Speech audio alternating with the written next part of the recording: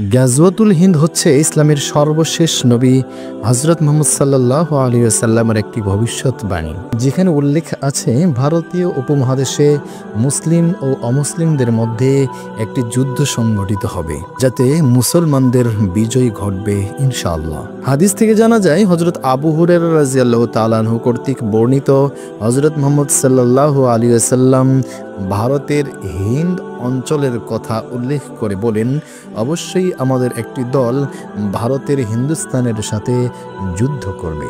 আল্লাহ সেই দলের যোদ্ধাদের সফলতা দান করবেন, আর তারা সেখানকার রাজাদের বেড়ি পরিয়ে টেনে টেনে নিয়ে আসবে সিরিয়ায়, এবং আল্লাহ এই বরকতময় যুদ্ধের দরুন সেই যোদ্ধাদের ক্ষমা করে দিবেন, এবং সেই মুসলিমেরা যুদ্ধ থেকে যখন ফিরে আসবে তখন তারা ঈসা ইবনে মারিয়ামকে সিরিয়ায় অর্থাৎ শাম দেশে পাবে।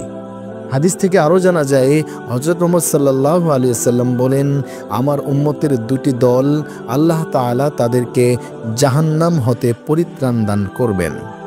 একদল দল যারা হিন্দুস্তানে জিহাদ করবে, আর একদল দল যারা ঈসা ইবনে মারিয়ামের সঙ্গে থাকবে।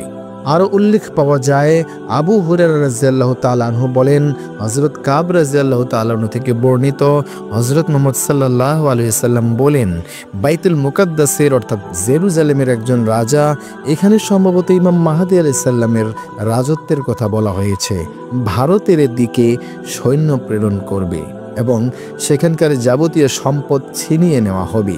ওই সময় ভারত বাইতুল মুকাদ্দাসের অর্থাৎ জেরুজালেমের একটি অংশ হয়ে যাবে।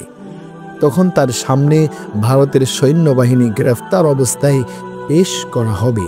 প্রায় গোটা পৃথিবী তার শাসনের অধীনে থাকবে। ভারত তাদের অবস্থান দাজ্জালের আবির্ভাব হওয়া পর্যন্ত থাকবে। এখানে সম্ভবত ইমাম মাহদী আলাইহিস সালামের কথা বলা হয়েছে। কিতাব আল ফিতান, নুজাইম বিন মুহাম্মদ 1235।